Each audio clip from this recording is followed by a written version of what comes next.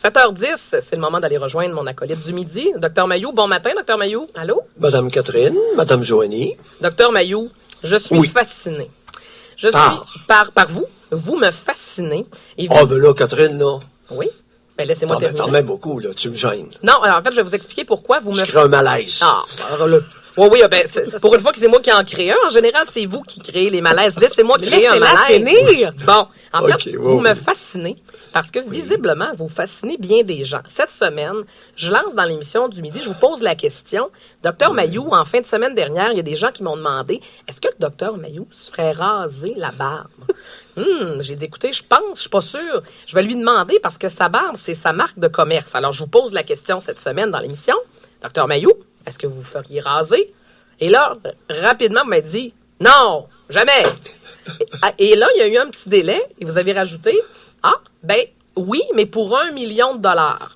Alors, ça n'a pas été long que le Journal de Montréal, hier, a repris la balle au bon. Oui. Alors, on vous voit encore une fois, non, le Journal de Québec, je m'excuse. Le Doc Mailloux prêt à se raser pour $1 million.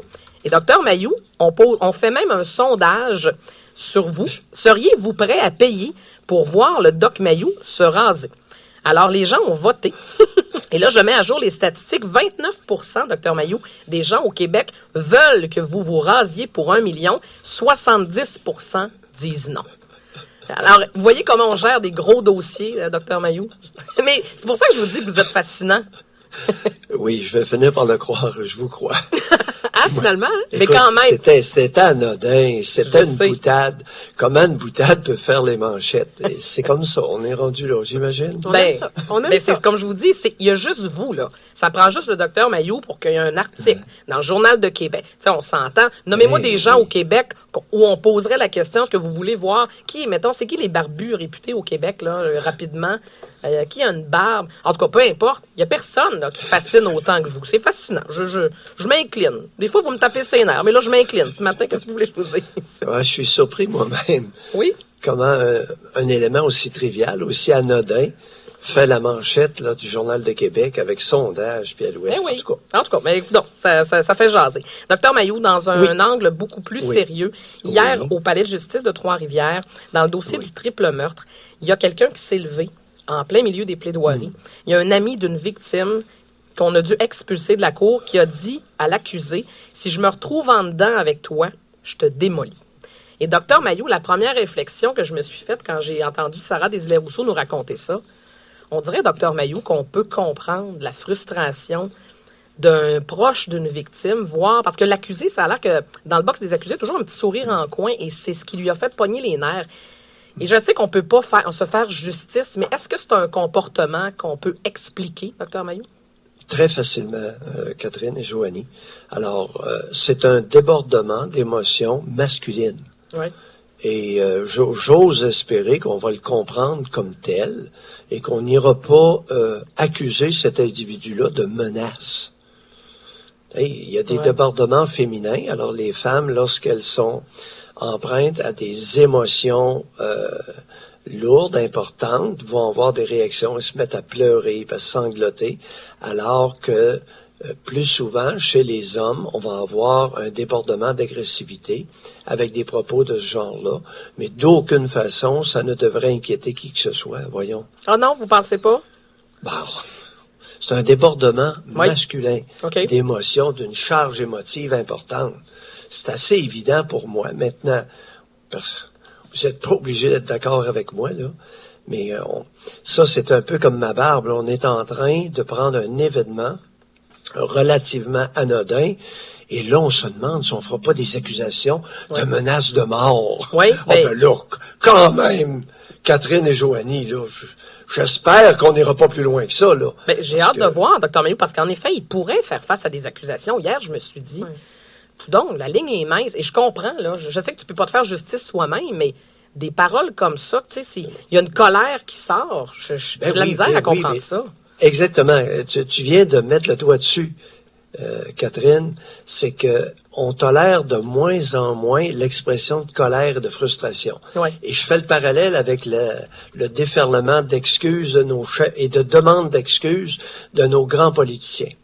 Alors, l'expression de colère et de frustration devient de plus en plus aseptisée, stérilisée, coincée au Québec. Oui. Et là, veux-tu pas que...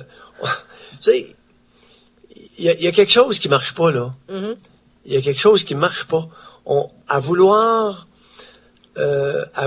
propager la vertu à un très haut niveau, on va créer des problèmes. Il y a quelque chose qui m'inquiète là-dedans.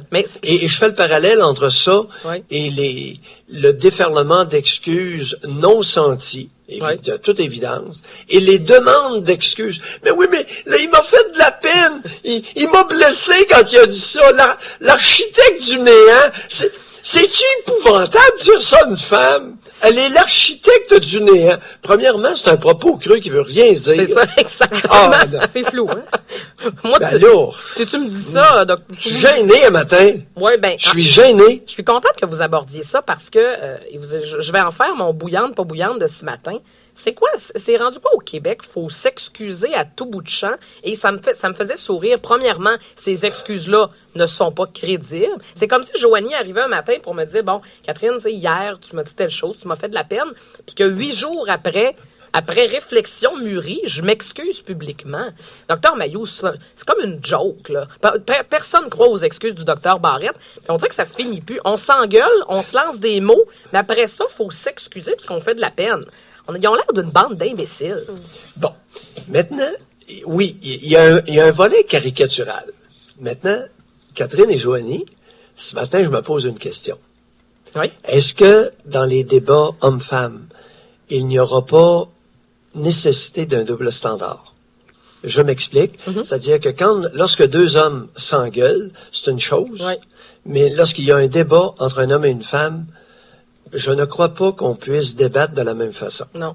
Alors là, je me demande sérieusement ça fait à peu près 3 jours que je suis là-dessus, là, dans ma tête. Ouais. Je me demande si on ne devra pas adopter un double. Et sais-tu qu'est-ce qui me sensibilisait à ça, Catherine? Non, allez-y.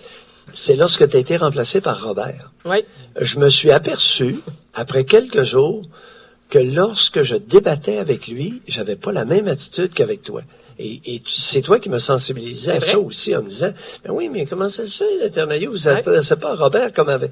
Ben là, je me suis dit, ben peut-être que j'utilise à mon insu un double standard. Oui, mais vous le faites parce que je l'ai entendu. Joanie, t'en penses quoi de ça? On dirait que je pense automatiquement, puis ça fait pas ce dimanche-ci, mais l'autre d'avant, quand on avait eu en entrevue par rapport au féminisme, Sophie Durocher et là, Geneviève Saint-Germain. Geneviève Saint-Germain, qui avaient débattu ensemble, n'étaient pas d'accord. Oui. Et là, les deux femmes, à la télé, à tout le monde en parle, même s'ils n'étaient pas d'accord, je leur disais, hey, gars, s'ils s'aiment pas. Oui. Oh, OK, ça va finir mal. Puis, mais si on plaçait deux hommes qui auraient eu le même discours, ou peu importe, sur n'importe quel sujet, on dirait que ça aurait été différent. Oui, mais là, oui, femme et homme versus homme, mais femme versus homme, vous avez raison, Dr. Mailloux, parce que si ce midi, là, on se pogne et vous me ramassez en ondes, et vous êtes virulent, savez-vous quoi? Vous allez passer pour le méchant.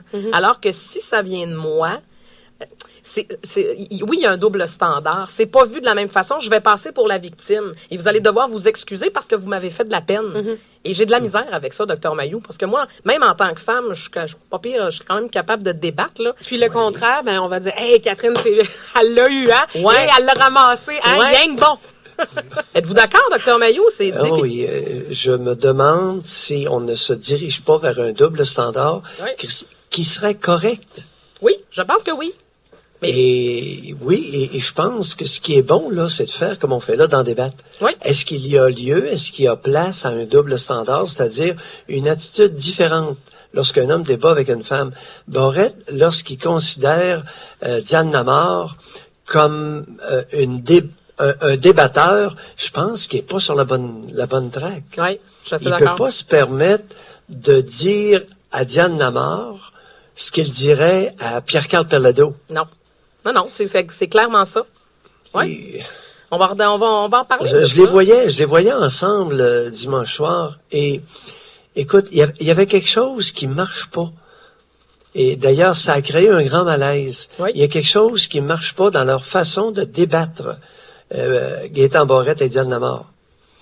Et elle avait une attitude, lui était ricaneur, se moquait d'elle, et elle le picossait. Oui. Non. Il y a quelque chose là qu'on va devoir se dire. Écoute, si ça avait été un autre homme, il n'aurait pas ricané comme ça. Je pense pas. Non, il se moquait un peu d'elle. Ouais. Oui. Oui. Et il y a quelque chose qui est à définir là dans les débats hommes-femmes. Oui, c'est clair. Docteur Mailloux, on s'en reparle ce midi. Là, on est en train de mettre de l'argent de côté pour votre million, là, pour que vous vous fassiez raser. On est rendu à 56 et 24. Ça va super bien, Docteur Mailloux. Ouais, il y en a qui se demandent, là, je suis convaincu qu'il y en a qui se demandent qu'est-ce que je ferais. Et ça va loin, cette histoire-là. Je sais. Parce que là, j'ai vu des commentaires, et il y en a qui se demandent qu'est-ce que je ferais avec le million. Et qu'est-ce que vous feriez avec le million? Est-ce qu'on peut vous poser la question? J'ai deux possibilités. Allez-y. Un, que je redémarre mon élevage de chevaux de sport à haute performance, comme j'avais, c'est-à-dire créer des chevaux au Québec qui peuvent sauter haut, comme on voit à la télévision aux Jeux olympiques. Là. Oui.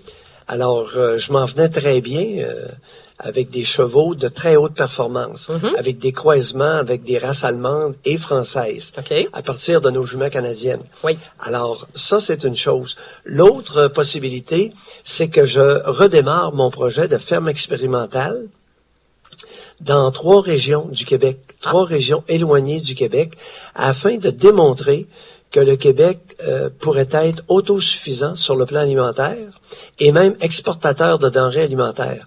L'idée étant, Catherine et Joanie, de produire des aliments et de les transformer sur la ferme.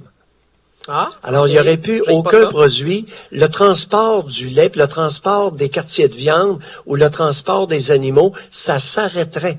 Alors, ce qui sortirait de l'entreprise, de la fameuse ferme entre guillemets, c'est le produit transformé, prêt à consommer.